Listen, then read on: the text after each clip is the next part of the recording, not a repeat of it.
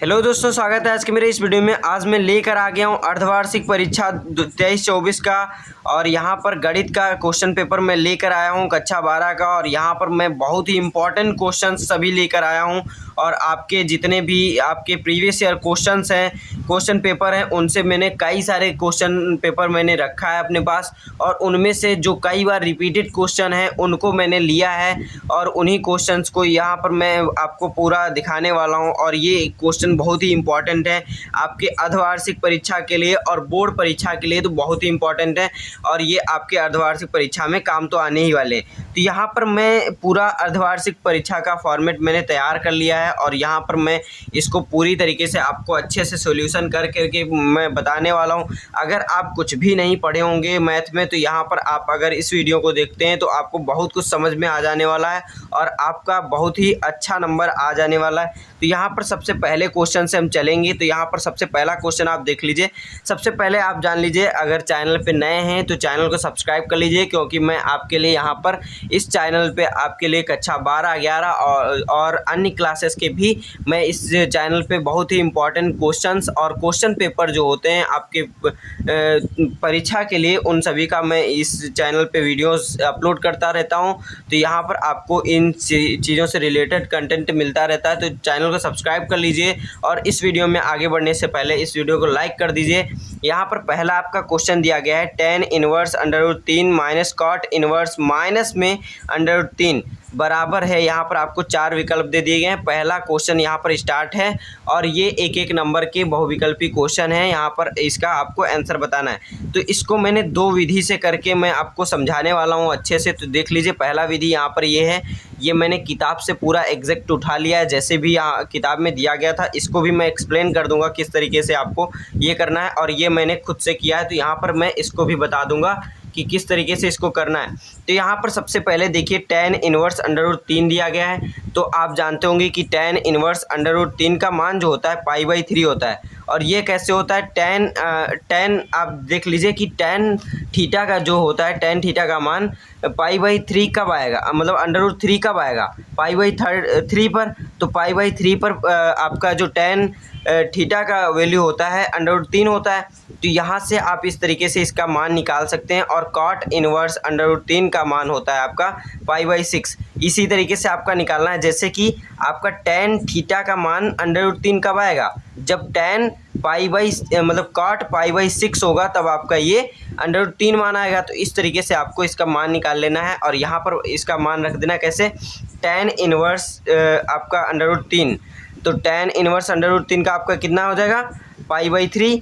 tan inverse √3 का मैंने बता दिया π/3। और आप जानते होंगे कि कॉट इनवर्स माइनस थीटा जो होता है आपका, यहाँ पर मैंने इसका लिखा है formula, cot inverse minus theta यानी x बराबर होता है pi minus cot inverse x के बराबर होता है।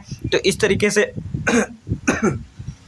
यहाँ पर आप देख सकते हैं, और इस तरीके से यहाँ पर रख देना है क्या, π/3 इसका tan इनवर्स का आपका मान रख देना है। फिर आपका माइनस का चिन्ह है तो माइनस लगा दिए। फिर आपका कॉट इनवर्स माइनस √3 का मान क्या हो जाता है, पाई माइनस π/6। तो इस तरीके से इसका मान रखने के बाद यहाँ पर आपको यही फिर माइनस का गुणा अंदर कर देंगे, तो यहाँ ये आपका माइनस में हो जाएगा, ये प्लस हो जाएगा। फिर आपका एलसीएम लेके साधारण तरीके से एलसीएम लेकर के यहाँ पर जोड़ घटाना करके आपका आंसर आ जाता है -π/2, जो यहाँ पर आपका सही विकल्प हो जाता है आपका दूसरा। तो यहाँ पर आपको इस तरीके से मैंने बता दिया। अब यहाँ पर आप देख लीजिए, इसी क्वेश्चन को मैं इस तरीके से बता दे रहा हूँ कि tan inverse √3 minus cot inverse √3 बराबर किसके है, tan inverse √3 minus pi minus cot inverse 3 cot inverse √3 के। तो ये आपका कॉट इनवर्स माइनस थीटा का ये यहाँ पर फार्मूला लग गया। ये फार्मूला इसका भी मैंने यहाँ पर लिख दिया है। तो इस तरीके से यहाँ पर इसका फार्मूला लग जाता है। फिर इसके बाद प्रोसीड करने पर यहाँ पर आपका आ जाता है tan इनवर्स √x माइनस में यहाँ पर आपका 3 होगा, tan इनवर्स √3 माइनस में पाई यहाँ पर माइनस का जब आप अंदर में गुणा कर देंगे तो पाई माइनस में हो जाएगा, और ये प्लस में हो जाएगा। तो इस तरीके से -π प्लस कॉट इनवर्स √3। फिर यहाँ पर आपका tan इनवर्स √3 प्लस में tan इनवर्स 1/√3। ये आपका कैसे हुआ, cot इनवर्स 3 को जब बदलेंगे तो यहाँ पर आप देख लीजिए tan इनवर्स 1/x कर दिया जाता है। किसको, tan इनवर्स x को, यानी कि cot जो होता है आपका tan का उल्टा होता है, तो बस उसी का मान पलट दिए, हो गया आपका cot इनवर्स x, जो आपका cot इनवर्स √3 है उसका tan इनवर्स 1/√3 हो गया। तो इसी तरीके से आपका ये हो गया माइनस पाई, ये जो यहाँ पर आपका बीच में था उसको लास्ट में लिख दिए। अब यहाँ पर एक फार्मूला यूज़ कर लेंगे जो आप जानते होंगे, tan inverse x plus y का आपका फार्मूला होता है, क्या होता है, tan inverse x plus y बटे में 1 माइनस एक्स इंटू वाई। यहाँ पर इसका मैंने फार्मूला लिख दिया है। तो इस तरीके से आपको करने पर यहाँ पर आप जब देखेंगे इसका इसमें गुणा करने पर, तो ये हर आपका जो आपका हर है ये 0 हो जाएगा। तो इस तरीके से यहाँ पर आपका इसके बटे में, किसी के बटे में आपका अगर 0 हो जाता है तो इन्फिनिटी हो जाता है, और tan इनवर्स इन्फिनिटी, यानी कि इन्फिनिटी आपका tan अनंत कब आता है, जब π/2 होता है, यानी कि tan इनवर्स का जब आपका मान 90 डिग्री होगा, tan किस पे इन्फिनिटी होता है, 90 डिग्री पर, तो 90 डिग्री किस पे होगा, π/2 पर, तो π/2 माइनस पाई, तो π/2 इसका वैल्यू रख दिए tan इन्फिनिटी का, tan इनवर्स इन्फिनिटी का π/2 रख दिए, माइनस में पाई बराबर में माइनस π/2 आपका इस तरीके से आंसर आ जाता है। यहाँ पर आपका दूसरा वाला विकल्प सही हो जाता है। तो इस तरीके से आपका पहला क्वेश्चन हो जाता है। बहुत ही अच्छे से मैंने एक्सप्लेन कर दिया है। अगर आपको नहीं समझ में आया तो एक बार फिर से बैक करके देख सकते हैं आप इसको। और आगे अगला क्वेश्चन मैं बता रहा हूँ यहाँ पर, cos इनवर्स e⁻x का अवकल गुणांक होगा। तो यहाँ पर आपका ये क्वेश्चन पूछा गया है कि cos इनवर्स e⁻x जो है इसका अवकल गुणांक क्या होगा। यहाँ पर आपको 4 विकल्प इसमें भी दे दिए गए हैं और इसका हल आपका एक ही लाइन में आराम से हो जाता है। कैसे, यहाँ पर इसका आपका डिफ्रेंशिएशन कर देना है साधारण तरीके से, जैसे आपने डिफ्रेंशिएशन सीखा है अवकलन, तो d बाई ये जो आपका दिया गया है पूरा, इसको रख देंगे dy, y की जगह पर आपको ये पूरा रख देना है अवकल, ये आपको मान रख देना है। तो cos इनवर्स e⁻x बटे में dx बराबर में cos इनवर्स का आप जानते होंगे, cos इनवर्स x का जो फार्मूला होता है डिफरेंशिएशन, यानी cos इनवर्स x का जो डिफरेंशिएशन होता है वो -1/√1 में 1 माइनस e⁻x का स्क्वायर होता है। यानी कि यहाँ पर आपका क्या हो जाता है, -1 बटे में 1 माइनस एक्स स्क्वायर होता है ना, उसकी जगह पर यहाँ पर x की जगह पर क्या है, e⁻x, इसलिए यहाँ पर e⁻x रख दिए और उसका स्क्वायर कर दिए इस तरीके से। और यहाँ पर आपका cos इनवर्स x के सापेक्ष अगर होता है तब आपका ऐसे ही पूरा आ जाता है, यानी कि 1 बटे √1 माइनस एक्स स्क्वायर आ जाता है। लेकिन ex था इसलिए ex का दोबारा डिफरेंशिएशन करना पड़ेगा। इतना करने के बाद आपका ex के सापेक्ष करना था, इसलिए ex का दोबारा डिफरेंशिएशन करेंगे x के सापेक्ष, तो ex का डिफरेंशिएशन कितना हो जाता है, ex ही हो जाता है, इसलिए माइनस ex बटे में √ में 1 माइनस e⁻x के पावर 2। इस तरीके से आपका इसका राइट आंसर हो जाता है। यहाँ पर आप मैच कर लीजिए -ex 1 माइनस e⁻2x, ये आपका हो जाता है राइट आंसर। तो यहाँ पर आपका सही आंसर ये हो चौथा हो जाता है। अब हम बढ़ते हैं अपने अगले क्वेश्चन की तरफ। यहाँ पर अगला क्वेश्चन तीसरा नंबर दिया गया है। क्या नंबर, मान लीजिए कि समुच्चय n में r आपका संबंध दिया गया है, क्या a, b such that a = b - 2 और b जो है बड़ा आपका 6 से बड़ा है, b 6 से बड़ा है, द्वारा प्रदत्त संबंध r है, निम्नलिखित में से सही उत्तर दीजिए। तो आपको ये आपको दे दिए गए हैं, इनमें से सही उत्तर क्या होगा ये आपको बताना है। यहाँ पर सबसे पहले आप देख लीजिए आपका संबंध जो दिया है उसमें किस तरीके से आपका रिलेशन बन सकता है, संबंध बन सकता है, उसको देखते हुए अब हम इसका सॉल्यूशन इधर मैं आपको दिखा दे रहा हूँ किस तरीके से होगा। तो यहाँ पर आपको दिया था क्या, n बराबर प्राकृतिक संख्याओं का समुच्चय है और इसमें आपका संबंध जो है वो है r क्या है, a, b such that b, a जो है b - 2 है, लेकिन b जो है वो आपका 6 से बड़ा था, 6। यहाँ पर मैं सही कर दे रहा हूँ इसको, ये इस तरीके से आपका b जो है 6 से बड़ा है। तो यहाँ पर चूंकि b 6 से बड़ा है, b 6 से बड़ा है, अतः 2, 4 यानी b की जगह पर आप 2 या फिर 4 नहीं ले सकते हैं, यानी संबंध में नहीं है। पुनः 3 नॉट इक्वल टू 8 माइनस 2, तो इस ये आपका इक्वल नहीं होगा क्योंकि इधर 6 हो जाएगा, इधर 3 हो जाएगा। अतः 3 और 8 नॉट बिलोंग्स टू आर, तथा 8 इक्वल्स नॉट इक्वल 7 माइनस 2, इसलिए अतः आपका ये जो 8, 7 है ये भी बिलोंग नहीं करता है आपके संबंध आर में। लेकिन 6 जब आप इसका यहाँ पर आप जब ए का मान 6 रखते हैं तो यहाँ पर आपका क्या हो जाता है, 6 बराबर 8 माइनस 2, यानी बी का मान जो लिए आप 8 ले लिए और माइनस 2 करेंगे तो वो आपका 6 के बराबर भी हो जाएगा, और 6 से यहाँ पर बी जो है वो बड़ा भी है, 8 जो है वो बी से बड़ा है। तो इस तरीके का से आपका 8 ग्रेटर देन 6, अतः 6, 8 बिलोंग्स टू आर। आपका इस तरीके से ये इसका सही आंसर हो जाता है। यहाँ पर मैं दिखा दे रहा हूँ कौन सा सही आंसर है, 6, 8 यहाँ पर आपका तीसरा आंसर सही हो जाता है। यहाँ पर इस तरीके से देख लीजिए। अब हम बढ़ते हैं अपने अगले क्वेश्चन की तरफ। ये आपका संबंध से आपका क्वेश्चन था। अब हम बढ़ते हैं अपने अगले क्वेश्चन की तरफ, चौथे क्वेश्चन की तरफ। यदि आव्यूहों ए और बी की कोटि क्रमशः m इंटू एन और n इंटू पी है तो ए बी की कोटि होगी। तो यहाँ पर आपको आव्यूह, आपने आव्यूह चैप्टर पढ़ा होगा, उसमें कोटि होती थी। क्या होती थी? कोटि कैसे आप निर्धारित करते थे कि रो इंटू कॉलम, यानी कि ये आपकी पंक्तियों हैं और ये स्तंभ है। पंक्तियाँ कितनी हैं, लाइनें, यानी हॉरिजेंटल लाइनें कितनी है, वर्टिकल लाइन। तो हॉरिजेंटल लाइन को m से दर्शाता है और n को वर्टिकल लाइंस को, है ना। तो यहाँ पर आपका m इंटू एन और n इंटू पी। तो यहाँ पर आपकी ये कोटि दी गई है, ए और बी की कोटि। आव्यूह जो हैं ए और बी की कोटि यहाँ पर आपको दे दी गई है। तो ए बी की कोटि क्या होगी, यानी कि इनका जब हम आव्यूह ए और बी का जब गुणा कराएंगे तब आपको इसकी कोटि क्या होगी, ये आपको पूछा गया है। तो यहाँ पर m इंटू पी आपका इसका सही आंसर हो जाता है। n और n नहीं रहेगा, m इंटू पी हो जाता है। तो यहाँ पर ए किस तरीके से होता है, यहाँ पर लिखा गया है कि ए की कोटि m इंटू एन है और बी की कोटि n इंटू पी है, इसलिए ए बी की कोटि m इंटू पी हो जाती है। और इसको आप आव्यूह बनाकर गुणा करके भी देख सकते हैं और चेक कर सकते हैं कि यही होता है। मैंने चेक किया है तो यही आता है और मैंने आंसर भी इसका देखा है। तो अब हम बढ़ते हैं अपने अगले क्वेश्चन की तरफ।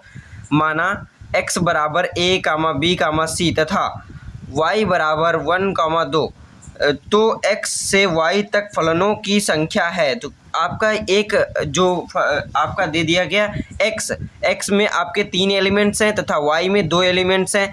तो आपका x से y में फलनों की संख्या आपको बताना है, यानी कितने फंक्शन उसमें होंगे। तो यहाँ पर आपको फलनों की संख्या बताया है। यहाँ पर पहला आंसर सही है, 6 होगा, लेकिन इसको किस तरीके से होगा यहाँ पर मैं करके दिखा दे रहा हूँ कि आपका जो ए बी सी दिया है पहले वाले में और दूसरे में दिया है 1, 2। तो यहाँ पर नंबर ऑफ जो इसमें x में नंबर कितने हैं, 1, 2, 3 है, 3 नंबर है। तो m हो गया और n में कितने हैं एलिमेंट्स के नंबर, तो n में 2 नंबर है ना। कितने एलिमेंट्स हैं, number of elements in y कितने हैं, 2, n इक्वल्स 2 हो गया। तो m इंटू एन, यहाँ पर आपके y के x के y तक फलनों की संख्या जो होगी m इंटू एन होती है। तो यहाँ पर आप 3 इंटू 2 कर देंगे। यहाँ पर देखिए 3 लिखा है, गलत है, 3 इंटू 2 लिखेंगे तो 6 हो जाएगा। तो इस तरीके से आपका इसका आंसर हो जाता है 6, यहाँ पर आंसर हो जाता है। अब हम बढ़ते हैं अपने अगले क्वेश्चन की तरफ। दूसरे का ये भी एक ही नंबर के आपके क्वेश्चन पूछे जाते हैं। पहले वाले जो बहुविकल्पी हैं वो भी एक ही नंबर के हैं और ये भी एक ही नंबर के। 100 नंबर का क्वेश्चन पेपर होता है और ये बहुत ही लेंदी पेपर होता है, इसको बहुत ही बार प्रैक्टिस करने की आवश्यकता होती है। तो यहाँ पर आप देख सकते हैं 13 मिनट हो चुके हैं अभी तक में, और यहाँ पर अभी आपका दूसरा क्वेश्चन स्टार्ट हो रहा है। सिद्ध कीजिए कि फलन f(x) जो है आपका x³ - 3 यदि x किसे 2 से छोटा या फिर बराबर है, उसके लिए f(x) की वैल्यू ये है। फिर f(x) की वैल्यू क्या है, x² + 3 यदि x जो है ग्रेटर देन 2 है, यानी 2 से बड़ा है, और x = 2 पर सतत फलन है। ये आपको जांच करनी है, सिद्ध करना है कि x = 2 पर ये सतत फलन है। तो यहाँ f(x) इतना आपको दिया गया है, पूरा मैंने लिख दिया इसी तरीके से। चूँकि x जब लेस देन 2 होगा, 2 के लिए f(x) इतना है, यानी 2 से जब छोटा x होगा तो उसके लिए आपका फंक्शन कितना है, x³ - 3 तथा x जो है ग्रेटर देन 2 है। ग्रेटर देन 2 के लिए एफ एक्स बराबर में जब आपका x जो होगा ग्रेटर देन 2 यानी 2 से बड़ा होगा तो आपको इसका वैल्यू एफ एक्स का मान आपको यह रखना है। तो एफ एक्स बराबर में एक्स स्क्वायर प्लस 1 बहुपदी फलन है, यानी इसमें दो पद हो गए ना, बहुपद यानी कई सारे पद हो। जब एक से अधिक पद होते हैं तो उसे बहुपद कहते हैं। अगर बहुपदी फलन है तो सतत है। आपने इसकी प्रॉपर्टी पढ़ी होगी, इसके गुण पढ़े होंगे, तो उसमें आप देखे होंगे बहुपदी फलन जो होते हैं वो सतत होते हैं। तो इस तरीके से ये सतत है। अब केवल x इक्वल्स 2 पर आपको सिद्ध करना है x इक्वल्स 2 पर सतत है कि नहीं। तो अब केवल x इक्वल्स 2 पर फलन f(x) की सततता के परीक्षण करेंगे। तो इसके लिए अब हम अगले पेज पे पढ़ते हैं, उस पर मैंने बताया किस तरीके से करना है इसका परीक्षण। तो आपको सबसे पहले आप जानते होंगे, अगर किसी भी पॉइंट पे किसी भी आपको नंबर पे जांच करनी है कि ये सतत है कि नहीं है, तो आपको उसके लिए LHL यानी लेफ्ट हैंड लिमिट, आपको वाम पक्ष सीमा निकालनी होती है और राइट हैंड लिमिट दाएं पक्ष सीमा निकालनी होती है। तो इस तरीके से आपका वाम पक्ष सीमा जो निकलती है limit f(x) x tends to 2 minus, इस तरीके से लिखा जाता है। लिमिट आपको f(x) जब 2 से कम है, 2 से कम के लिए यहाँ पर आपका दिया गया था, मैंने बताया कि 2 से कम के लिए क्या लेना है, 2 से कम के लिए x³ - 3 लेना है।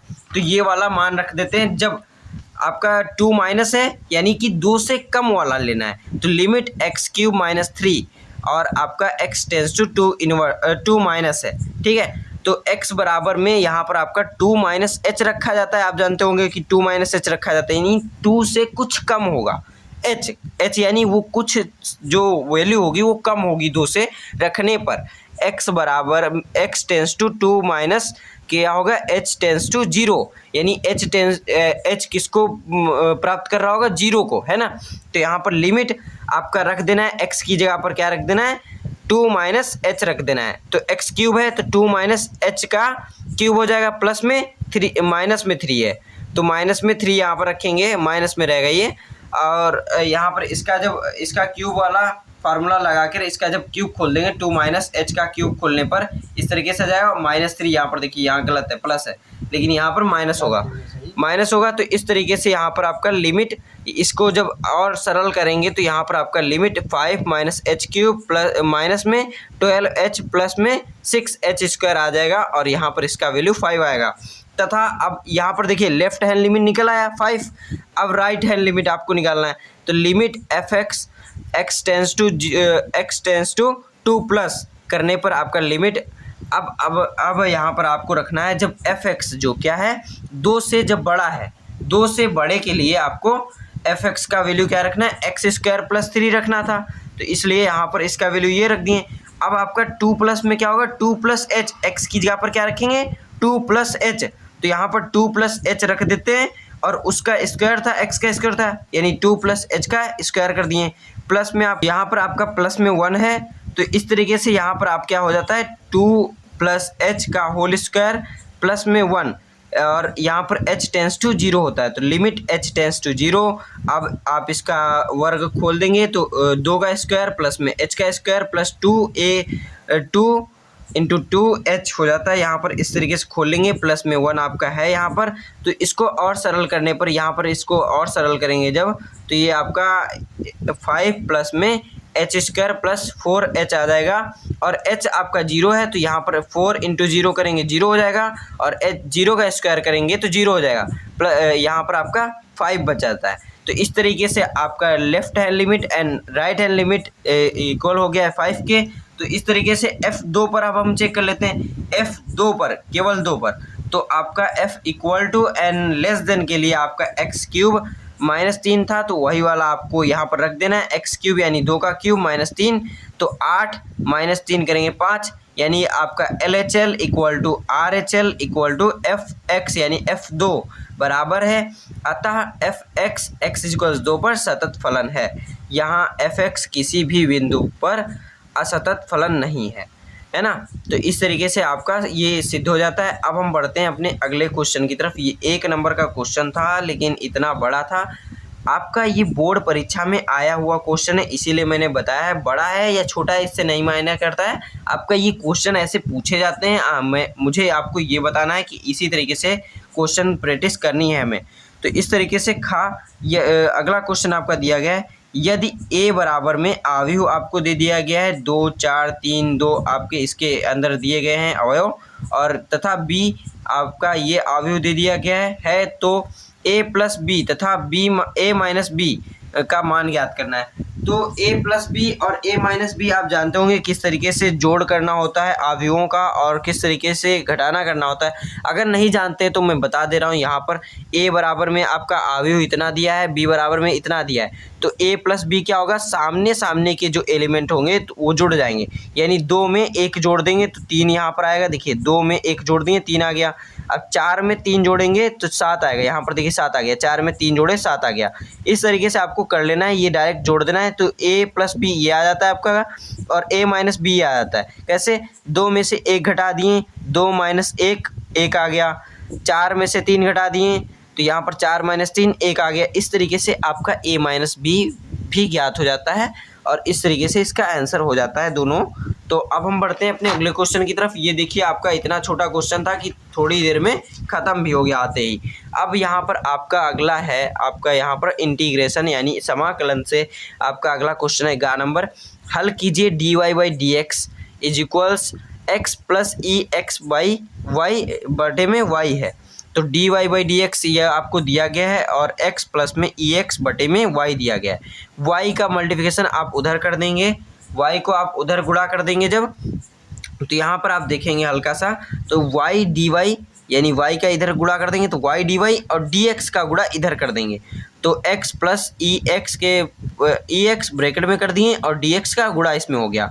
तो दोनों पक्षों का समाकलन करने पर, दोनों पक्षों का आप समाकलन कर लेंगे, समाकलन y dy बराबर में समाकलन x plus e x D x. तो यहाँ पर आपका जो समाकलन y का होगा तो y के पावर में 1 है और 1 जुड़ जाता है। समाकलन में क्या होता है, x के पावर में 1 n प्लस 1 हो जाता है, बटे में n प्लस 1 हो जाता है। तो यहाँ पर y के पावर में 1 था, 1 जुड़ गया 2 हो गया, बटे में 2 हो गया, बराबर में x है। यहाँ पर देखिए समाकलन प्लस में बढ़ जाता है, जैसे डिफरेंशिएशन प्लस माइनस में बढ़ जाता है वैसे ही समाकलन भी बढ़ जाता है। समाकलन x dx हो जाएगा और समाकलन ई एक्स डी एक्स हो जाता है। तो अलग अलग बढ़ जाएंगे तो x का समाकलन क्या होगा, एक्स स्क्वायर बटे में 2 प्लस में ई एक्स का जैसे डिफरेंशिएशन ई एक्स ही होता है उसी तरीके से आपका समाकलन भी ई एक्स ही होता है। लेकिन यहाँ पर इनडिफिनिट आपका समाकलन था इसलिए प्लस में कांस्टेंट यहाँ पर लिखा जाता है, सी आपका कांस्टेंट है यानी स्थिरांक है एक।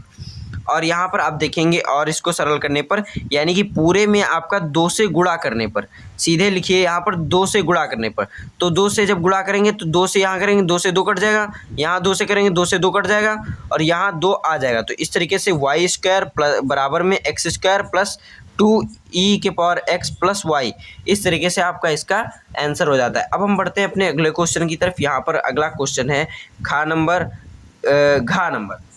नंबर आपका ये अगला क्वेश्चन है, कॉस ब्रैकेट में सेक इनवर्स x का मान ज्ञात कीजिए। तो यहाँ पर आपको इसका भी अवकलन करना है, इसका आपको मान ज्ञात करना है। दिया है आपका क्या, अवकलन नहीं करना है, यहाँ पर इसका डायरेक्ट मान ज्ञात कर देना है। तो कैसे दिया है, कॉस आपका ब्रैकेट के अंदर सेक इनवर्स x, तो माना sec inverse x equals theta, तो सेक थीटा बराबर x हो गया, तो कॉस थीटा बराबर 1/x और यहाँ पर आपका कॉस सेक इनवर्स x है तो 1/x आपका इसका आंसर हो जाता है।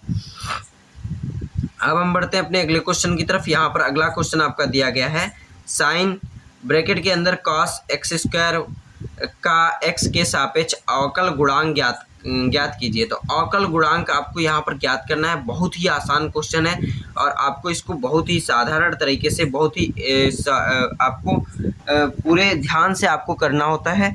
y बराबर में साइन आपका कॉस एक्स स्क्वायर, तो यहाँ पर x के सापेक्ष अवकलन करने पर dy बाई डी एक्स बराबर में आपका साइन का करेंगे किसके सापेक्ष, यहाँ पर आपको x के सापेक्ष करना है। लेकिन जब यहाँ पर फंक्शन की जगह पर साइन x की जगह पर कुछ और दिया है तो पहले इसके सापेक्ष करेंगे हम इसका अवकलन।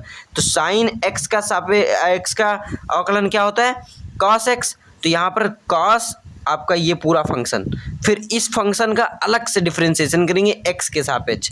कॉस एक्स स्क्वायर का जब करेंगे हम तो यहाँ पर आपका आ जाएगा देखिए यहाँ पर अगली लाइन में मैंने किया है कॉस, इसका ये ऐसे ही लिख देंगे और इसका जब करेंगे कॉस का अवकलन क्या होता है माइनस साइन एक्स, इसलिए माइनस साइन एक्स स्क्वायर। अब देखिए यहाँ एक्स स्क्वायर था लेकिन यहाँ पर एक्स के सापेक्ष करना था, यहाँ पर एक्स ही होना चाहिए था, एक्स नहीं था, इसलिए एक्स स्क्वायर का हम फिर से अवकलन करेंगे एक्स के सापेक्ष में।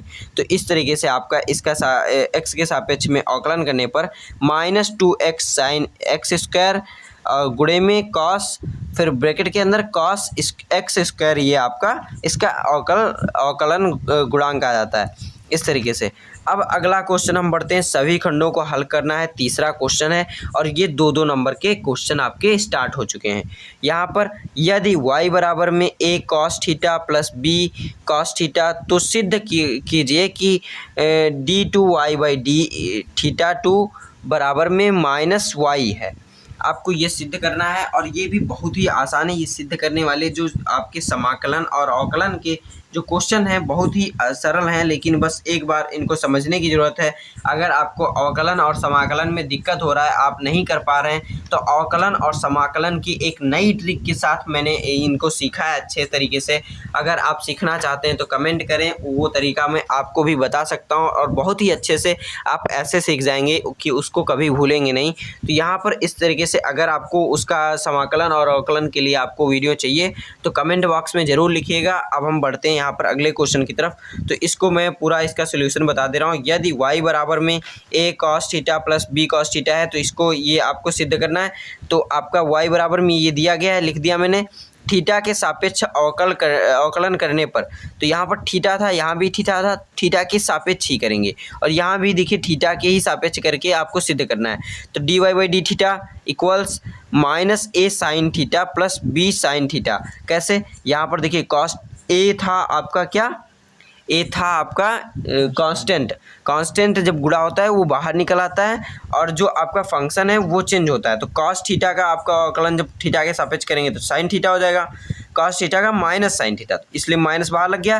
ए कांस्टेंट था तो गुणे में लिख दिए साइन थीटा, प्लस में आपका साइन थीटा का जब आप अवकलन करेंगे तो कॉस थीटा आता है तो बी कॉस थीटा हो गया। तो इस तरीके से अब आगे इसका डबल डिफरेंशिएशन कर करके इसको सिद्ध करना होगा।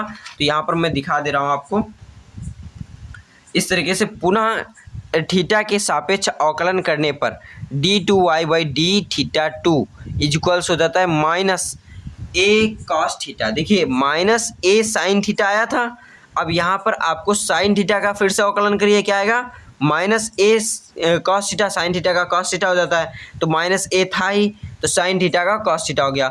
अब यहाँ पर आपका था b प्लस में b sine theta cos theta था, तो यहाँ पर आपका माइनस साइन थीटा हो गया, b minus b sine theta हो गया।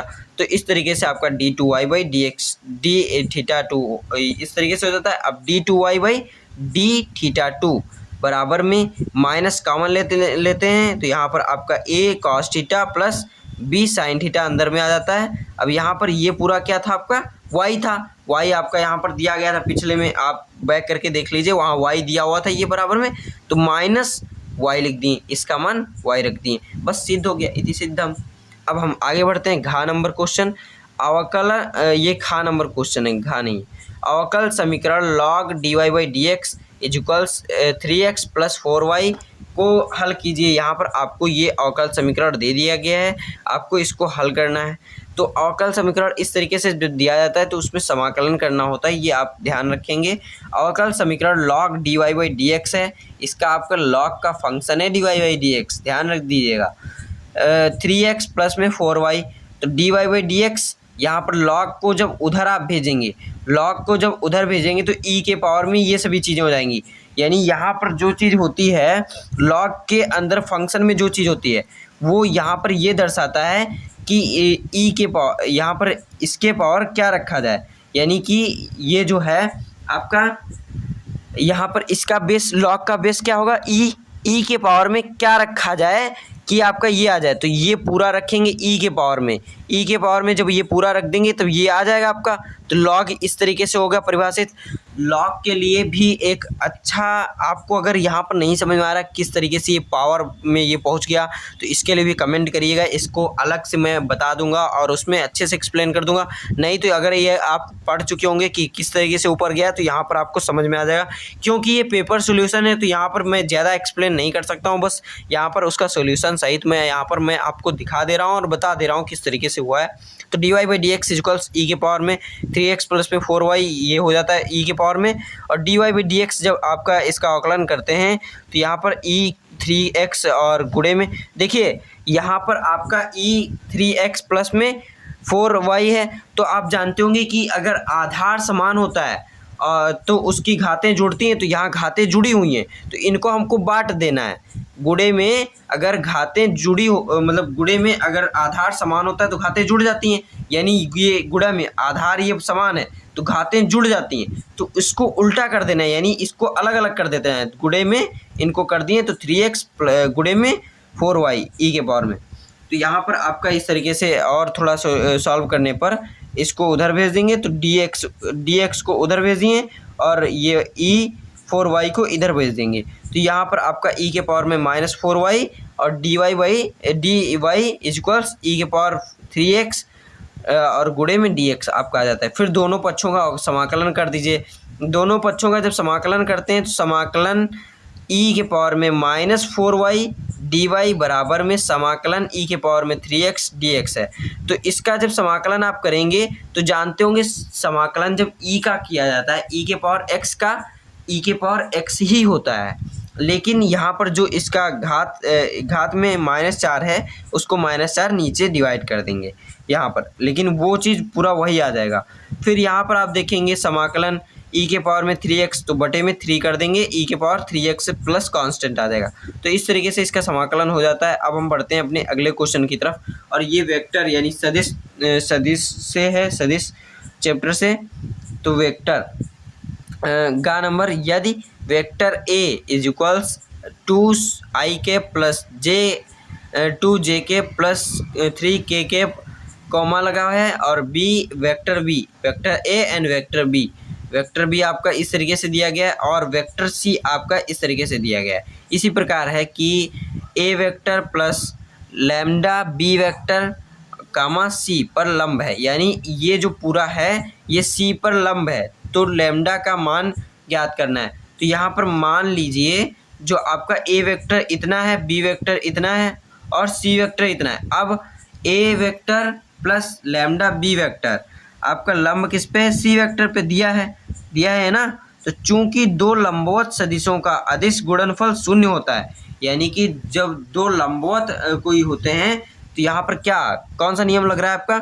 लंबवत, यानी कि जब 90 डिग्री कोण होगा तो शून्य होगा। कॉस थीटा आपका 90 डिग्री पर शून्य होता है, इसीलिए यहाँ पर शून्य हो जाता है। यानी अदिश गुणन क्या होता है? डॉट प्रोडक्ट में कॉस थीटा आता है, कॉस 90 डिग्री इक्वल्स 0। तो यहाँ पर आपका इसका गुणा पहले का यानी 3 कहाँ गया? ये आपका A vector plus lambda B vector into जब आप इसका करेंगे सी वेक्टर का, तो यहाँ पर जब गुणा करने पर 0 आपका आंसर आ जाएगा। तो इसलिए ये लंब है, सिद्ध हो जाएगा इस तरीके से। अब हम बढ़ते हैं अपने अगले क्वेश्चन की तरफ। तो यहाँ देख लीजिए, पूरा इसका सॉल्यूशन देख लीजिए। इसका गुणा किया जाता है, गुणा करने के बाद यह लैम्डा का अभिष्ट मान 8 निकल आता है। 8 इसी तरीके से आपका x बराबर में 0 रखने पर 0 था, आप पूरा मान लिए, तो बाद में लैम्डा का मान 8 निकल आता है। फिर आव्यूह आपको इतना दिया गया है, इसके सहखंडज आव्यूह ज्ञात करना है। सहखंडज आव्यूह कैसे ज्ञात किए जाते हैं? तो a बराबर में आपका आव्यूह ये मान लिया मैंने कि a बराबर में इतना आव्यूह है। हम जानते हैं क्या? a11 क्या होगा? -6। यहाँ पर a11 -6 होगा और a12 आपका यहाँ पर ये हो जाएगा -4।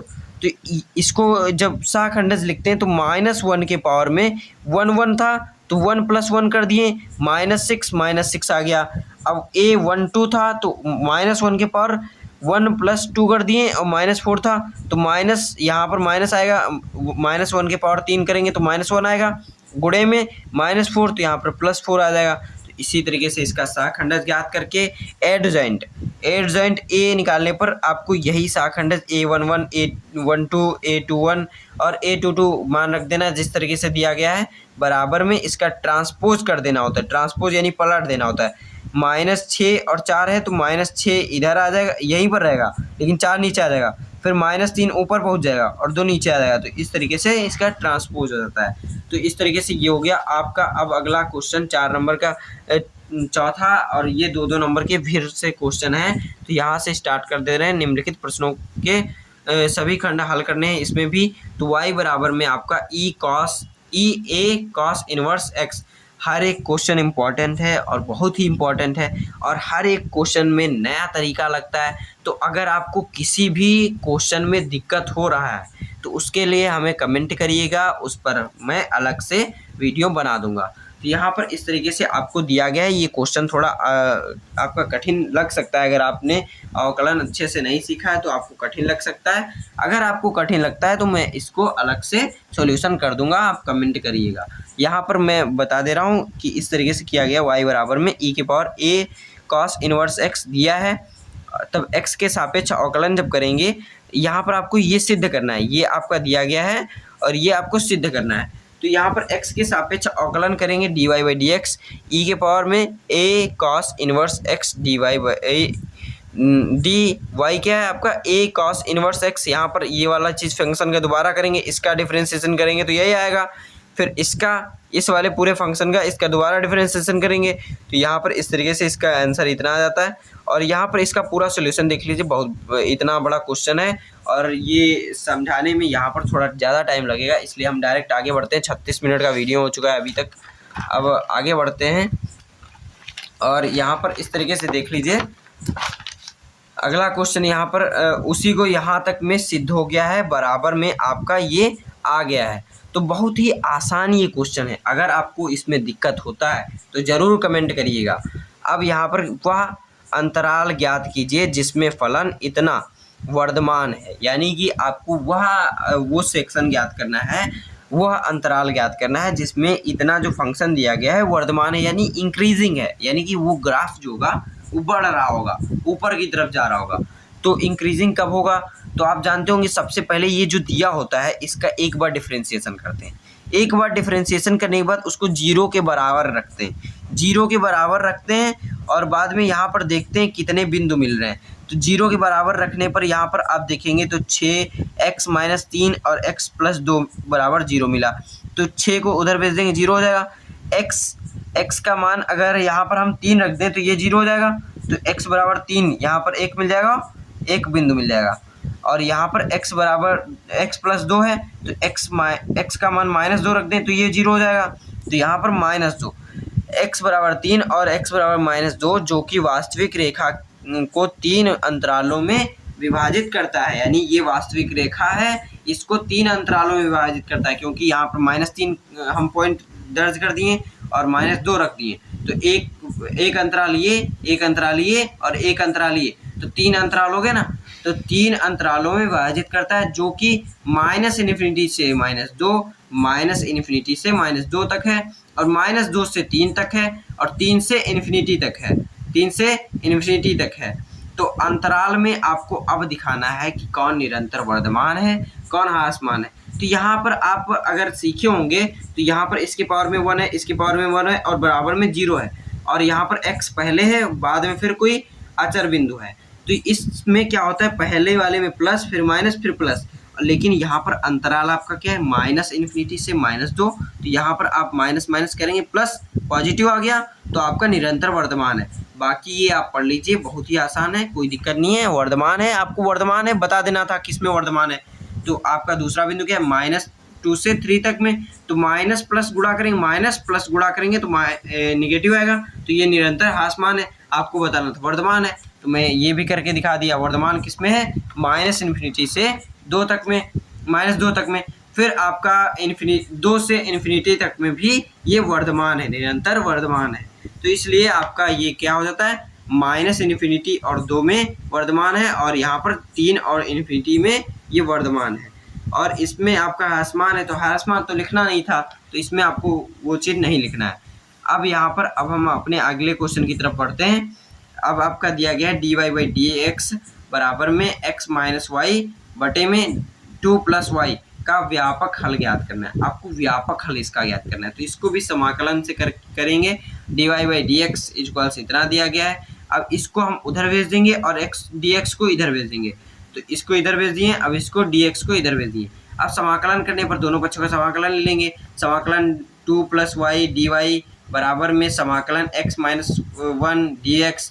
तो इस तरीके से इसका जो समाकलन करेंगे तो कॉन्स 2 है, 2 आपका आ जाएगा और डी वाई। तो इस तरीके से आपका इसका पहले का हो जाएगा और प्लस में y डी वाई इसी का करेंगे। जब देखिए पहले वाले का पहले इसमें बांट देंगे समाकलन, प्लस वाला है तो प्लस वाले में बढ़ जाता है, और जानते हैं ये पहला फंक्शन है, ये दूसरा फंक्शन है, तो गुणे में ये फंक्शन तो अलग अलग हो जाएंगे। तो इनका कर करके इस तरीके से इसका आंसर ये आ जाता है। और अब अगला क्वेश्चन हम बढ़ते हैं। ये बहुत ही आसान क्वेश्चन है और बहुत ही इंपॉर्टेंट क्वेश्चन है, और ऐसे क्वेश्चन कई बार पूछे गए हैं बोर्ड में। तो ये आप देख लीजिए, x प्लस जेड बराबर में 5 और y plus z 7, x plus y बराबर में z। ये आव्यूह है, ये एक कॉलम का और 3 रो का आव्यूह है, यानी इसकी कोटि क्या होगी 3 इंटू 1, और इसकी कोटि क्या होगी, इसकी भी 3 इंटू 1 होगी, तो इससे 3 इंटू 1। तो इसकी कोटि ये है और बराबर में दिए गए हैं, तो x y z का मान याद करना है आपको। ये बराबर में आव्यूह 2 दे दिए गए हैं, इनमें आपको x y z का मान याद करना है। तो समान आव्यूह की परिभाषा से हम जानते हैं कि ज्ञात आव्यूह बराबर है। ये दोनों आव्यूह हैं, दोनों जो आव्यूह हैं ये बराबर हैं, तो उनके संगत अवयव भी बराबर होंगे। उनके संगत यानी कि इसके संगत क्या है 5 है, इसके संगत क्या है 7 है, और इस वाले संगत क्या है 8 है। संगत अवयव भी तुलना में करने पर बराबर होंगे, ठीक। तो इसलिए x प्लस जेड बराबर 5, x प्लस जेड बराबर 5, y प्लस जेड बराबर 7, y प्लस जेड बराबर 7, x plus y plus z बराबर 9। तो इस तरीके से इसको रख देते हैं। अब समीकरण को हल करेंगे और हम x plus y plus z का मान ज्ञात कर लेंगे आराम से। तो यहाँ पर मैं दिखा दे रहा हूँ किस तरीके से इसका मान ज्ञात करना है। तो यहाँ पर क्या है, समीकरण 3 से समीकरण 2 घटाने पर, तो समीकरण 3 उधर मैंने बताया था, आप पीछे करके देख लीजिए। समीकरण 3 ये था x प्लस वाई बराबर प्लस जेड बराबर 3, तो इस तरीके से बराबर 9 था, और y प्लस जेड बराबर 7 था। तो घटाएंगे जब समीकरण 3 में से 2 को, तो ये आपका y z कट जाएगा, x बराबर क्या बच जाएगा 9 माइनस 7 बराबर 2, x बराबर 2 आ गया। समीकरण 2 से समीकरण 1 को घटाने पर, समीकरण 2 में से समीकरण 1 को घटाएंगे, तो यहाँ पर आपका y माइनस एक्स, जेड से जेड घट जाएगा और y माइनस एक्स बचेगा, और यहाँ पर 2 बच जाएगा। तो x का मान क्या था -2 आया था, और यहाँ -2 है, -2 को उधर भेज देंगे 4 आ जाएगा, y बराबर 4 आ गया। y का मान समीकरण 2 में रखने पर +4, y का मान रख दिए समीकरण 2 में। समीकरण 2 आप देख लीजिए, यहाँ पर समीकरण 2 है, y का मान जब हम 4 रख दिए तो z का मान कितना आ गया 3। तो इसलिए यहाँ अतः x बराबर 2, y बराबर 4, z बराबर 3 मान साधारण निकल आया इतना जल्दी। निम्नलिखित सभी खंडों को हल करना है। अब ये आपके 5 नंबर के क्वेश्चन स्टार्ट हो गए हैं। ये भी देखिए इतने ही दूर में खत्म हो गया, लेकिन इसमें इंपॉर्टेंट फार्मूले और इम्पॉर्टेंट चीज़ें हैं, तभी ना 5 नंबर का है, कुछ तो खास है इसमें। देखिए यदि एफ एक्स बराबर एक्स प्लस 1/x, तो सिद्ध कीजिए कि एफ एक्स जो है उसका होल क्यूब जो है बराबर किसके है, F x cube plus 3f 1/x के। तो दिया है आपका इतना, एफ एक्स बराबर इतना सिद्ध करना है ये। तो LHS आपका जो दिया है लेफ्ट हैंड साइड क्या दिया है, एफ और x का होल क्यूब। तो यहाँ पर आपका ये इसका होल क्यूब जो कर देंगे तो ये आपका खुल के आएगा a प्लस बी का होल क्यूब वाला फार्मूला लगा करके, और यहाँ पर इस तरीके से ये आ जाएगा 3x इंटू इतना आ जाएगा, x से x ये कैंसिल हो जाएगा। यहाँ पर इस तरीके से ये आपका आ जाता है। फिर इसके बाद ये आएगा, इसके बाद ये आएगा, हल्का सा इसको सरल करने पर 3 कॉमन ले लेंगे, तब 3 बाहर आ जाएगा, x प्लस 1/x आ जाएगा। तो इसको क्या कर देंगे, वो f बराबर f फंक्शन में क्या है x क्यूब आ गया, ये चीज़ x क्यूब। यहाँ पर देखिए एफ एक्स था तो इतना था, अब x की जगह x क्यूब रख दीजिए, तो x क्यूब ये इतना आ जाएगा। अब देखिए f यहाँ पर आपका f 1/x आया, तो 1/x कैसे, इसके एफ एक्स की जगह पर 1/x रख दीजिए, तो आपका ये आ जाएगा दोबारा। तो 3f 1/x RHS दोनों इक्वल हो जाते हैं, इति सिद्धम। तो ये आपका इस तरीके से इसका आंसर आ जाता है और बहुत ही सरल क्वेश्चन है। इसको आप अगर नहीं समझ में आया है तो कमेंट ज़रूर करिएगा। मैं बार बार कह रहा हूँ, अगर कोई भी आपका क्वेश्चन नहीं समझ में आ रहा है इसमें तो आप कमेंट करिए, उसको मैं अच्छे से एक्सप्लेन करके नया वीडियो आपके लिए एकदम दे दूँगा तुरंत। फिर आपका ये अगला क्वेश्चन यहाँ पर दिया गया, खा number 10 inverse 2x 1 - x square को कॉस इनवर्स इतने के सापेक्ष अवकलित कीजिए। तो यहाँ पर ये बहुत ही इंपॉर्टेंट क्वेश्चन है। बड़ा आपको दिखेगा, ये दिखेगा बड़ा लेकिन है बहुत छोटा।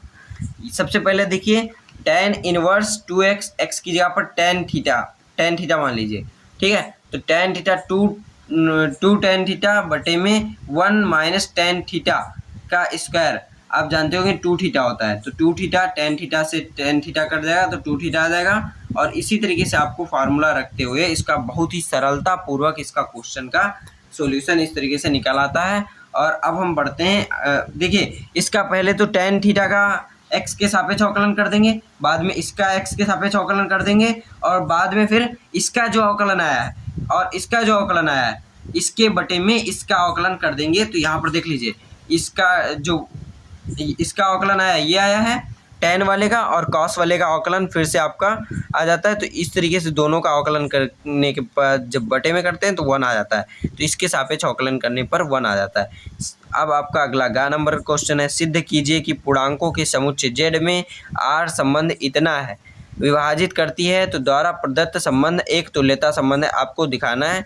और ये भी क्वेश्चन आपके पहले ही चैप्टर से, ये बस भाषा आप पढ़ लेंगे, इतना अच्छे से मैंने लिखा है भाषा में, तो ये पढ़ते ही आपको पूरा समझ में आ जाने वाला है। तो यहाँ पर इस तरीके से हो जाता है।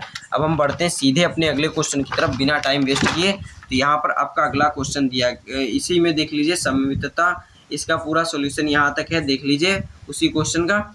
अब यहाँ पर घ नंबर क्वेश्चन दिया गया है, ये बहुत ही अच्छा क्वेश्चन है और इसके लिए एक फार्मूला है, ये वाला यहाँ पर फार्मूला देख लीजिए, और इसी फार्मूले पर रख करके इसको डायरेक्ट कर देना है। और इसको कैसे करना है यहाँ पर मैं बता दे रहा हूँ। सबसे पहले एक्स स्क्वायर है, समाकलन करना है, तो सबसे पहले इसके अंदर का सॉल्व कर लेंगे। कैसे, यहाँ पर देखिए x square minus 8x plus 7 है, तो इसको सबसे पहले पूर्ण वर्ग में बदल लेंगे। कैसे, एक्स स्क्वायर माइनस 8x है ना, तो 8 का आधा कर दिए 4, तो 4 का स्क्वायर जोड़ दीजिए प्लस में और माइनस में घटा दीजिए, यानी जोड़ दीजिए जितना उतना ही घटा दीजिए, तो कोई परिवर्तन तो होना नहीं है। जोड़े जितना उतना ही अगर घटा देते हैं तो वही चीज़ रहेगा, कोई बदलाव नहीं है। तो यानी कि उसी को अब फ़ायदा उठाते हुए हम लोग x - 4 का होल स्क्वायर कर देंगे प्लस में 7 - 16। तो इस तरीके से इसका आंसर पूरा मैंने कर दिया है और ये फार्मूला लगाते हुए इसका आंसर आ जाता है। अब हम बढ़ते हैं अपने अगले क्वेश्चन की तरफ। यहाँ पर मैं सभी क्वेश्चन दिखा दे रहा हूँ, अगर किसी भी क्वेश्चन में आपको दिक्कत है तो उसके लिए कमेंट करिएगा। तो यहाँ पर इस तरीके से आप देख लीजिए, सममित और विषम सममित के लिए यहाँ पर परिभाषा दे दी गई है, और सिद्ध करना आपको परिभाषा देते हुए ए और बी सममित अवयव हों तो सिद्ध कीजिए कि ए बी माइनस बी ए एक विषम सममित अवयव है। आपको सिद्ध करना, सबसे पहले सममित अवयव की परिभाषा मैंने लिख दी और विषम सममित की परिभाषा लिख दी। फिर बाद में आपका जो अगला इसी में दिया गया है, क्या आपको सिद्ध करना ए बी माइनस बी ए विषम सममित है, तो इस तरीके से इसका विषम सममित है, सिद्ध कर दिया है। तो ये पूरा क्वेश्चन देख लीजिए, आंसर देख लीजिए। और अब हम बढ़ते हैं अगले क्वेश्चन की तरफ। यहाँ पर देख लीजिए, अगला क्वेश्चन आपका है, यहाँ पर सभी खंड हल करना है, इसमें भी 6वां क्वेश्चन है, और यहाँ पर सिद्ध करना है इतना बराबर आपको इतना सिद्ध करना है। तो ये भी इसी तरीके से देख लीजिए, पूरा क्वेश्चन देख लीजिए, ऊपर से तो यहाँ पर पूरा देख लीजिए, स्क्रीनशॉट लेना है स्क्रीनशॉट ले लीजिए, और इसका सॉल्यूशन अगर आपको चाहिए तो कमेंट करिएगा, मैं बाद में आपको दिखा दूंगा। अगला क्वेश्चन भी इसी तरीके से, बहुत बड़ा वीडियो हो गया तो ज़्यादा बड़ा मैं नहीं ले जाना चाहता हूँ, तो इस तरीके से आपका ये हो जाएगा। तो यहाँ पर इसका भी बहुत आसान ही क्वेश्चन है, बहुत ही आसान है ये वाला क्वेश्चन जो मैं दिखा रहा हूँ अभी, ये बहुत ही आसान है। ये वाला देख लीजिए और इसको इस तरीके से करना है। फिर ये वाला क्वेश्चन बहुत ही अच्छा क्वेश्चन है और बहुत ही सरल है ये भी, तो इस तरीके से आपका ये पूरा हो जाता है। अब हम मिलते हैं अपने अगले वीडियो में। अगर वीडियो पसंद आए तो वीडियो को लाइक कीजिए और चैनल को सब्सक्राइब कर लीजिए ऐसे ही अगले वीडियो आने के लिए। तब तक के लिए धन्यवाद।